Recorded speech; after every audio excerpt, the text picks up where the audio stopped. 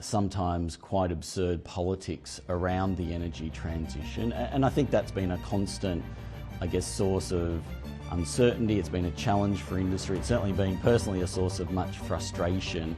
In a way of the lost opportunity, I think some of these debates we didn't need to have. Some of these debates I think were very self-serving for particular politicians or individuals.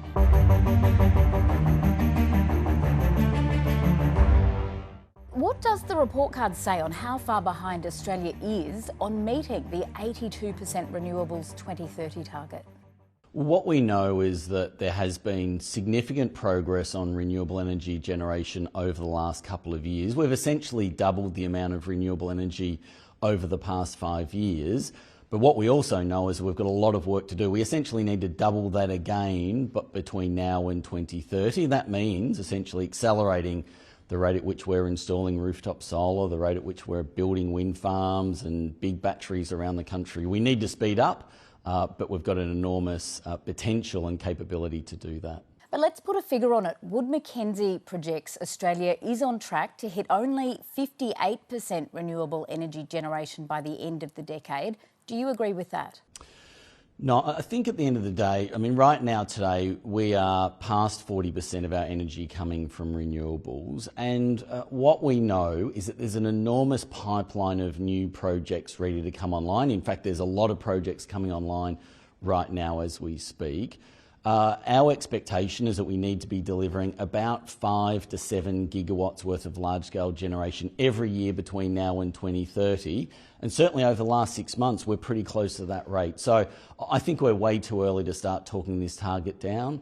I think it can be met. We've got enormous potential, a huge pipeline, massive investment enthusiasm. Yes, there's plenty of barriers and challenges to work through, but what we know is if we set a target, this industry can deliver it.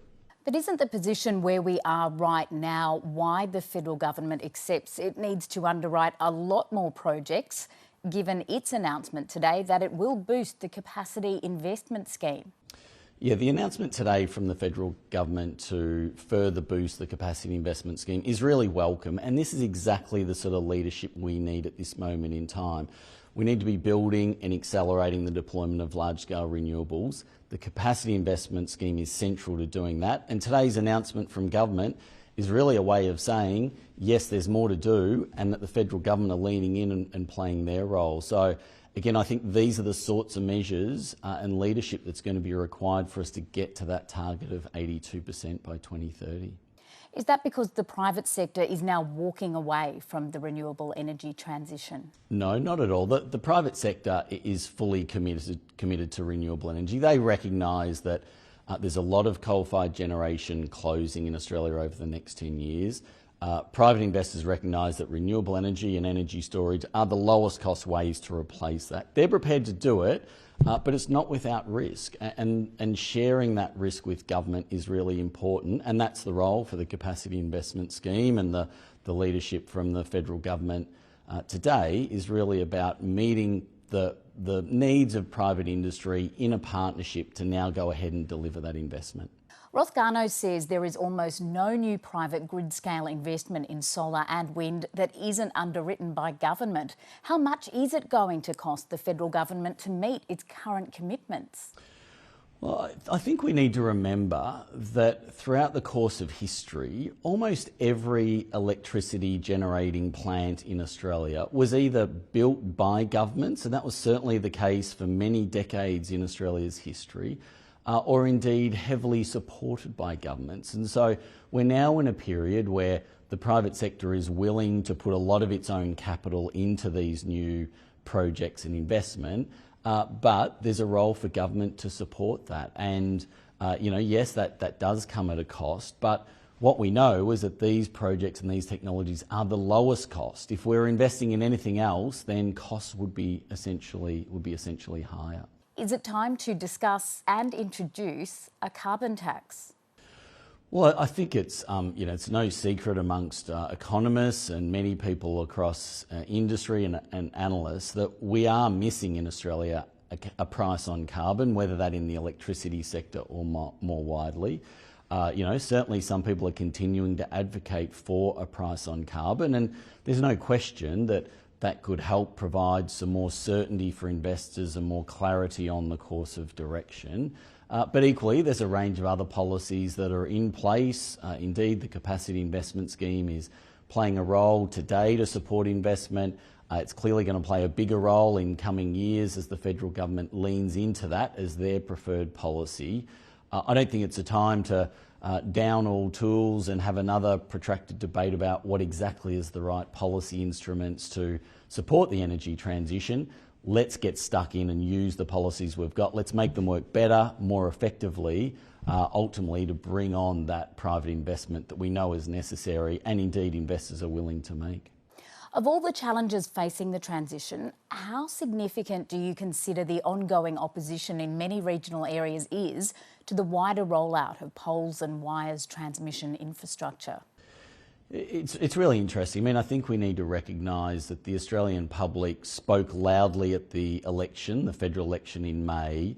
They provided a mandate to continue to push on with the rollout of renewable energy, energy storage, more transmission around the country. That was very clear. I don't think there's any debate about that.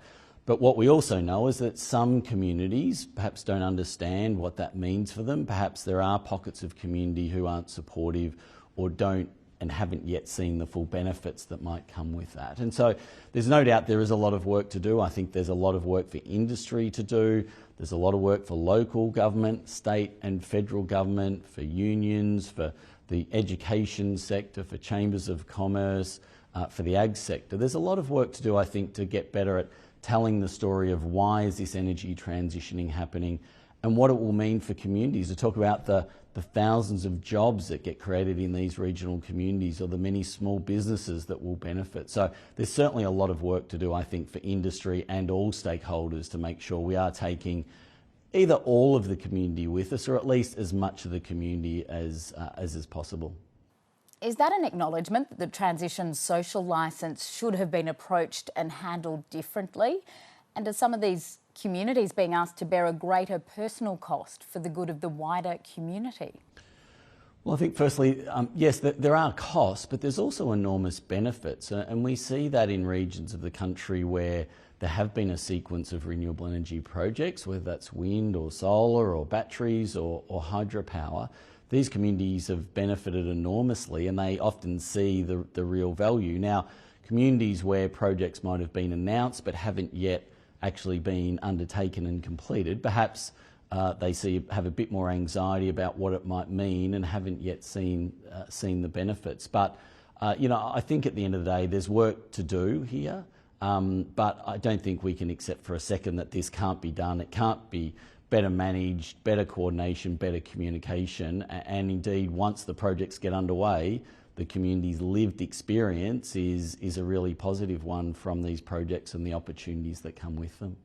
Kane, you've dedicated 15 years to the Clean Energy Council, 10 as CEO. How do you reflect on the fact that 4 years away from an ambitious target, politicians are continuing to debate dumping net zero and governments continue to approve big carbon-emitting fossil fuel projects? Well, it's certainly been a pretty extraordinary 15 years in the clean energy industry. As I said, just over the last 5 years, we've doubled the amount of renewable energy. There's enormous momentum. There's a really strong foundation, a really strong industry. I think the one, reflection is that some of that has occurred despite the political instability, despite the bickering and the sometimes quite absurd politics around the energy transition. And I think that's been a constant, source of uncertainty. It's been a challenge for industry. It's certainly been personally a source of much frustration in a way of the lost opportunity. I think some of these debates we didn't need to have.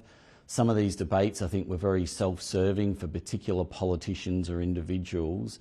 They certainly often weren't in the national interest, and while we're having some of those debates and distractions, it was really taking us away from focusing on what is, we need to recognise, it's a complex transition. What we're doing is pretty extraordinary.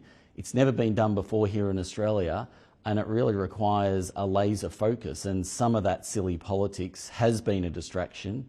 my hope going forward is that we'll put it behind us, but that's a matter and a decision for our political leaders.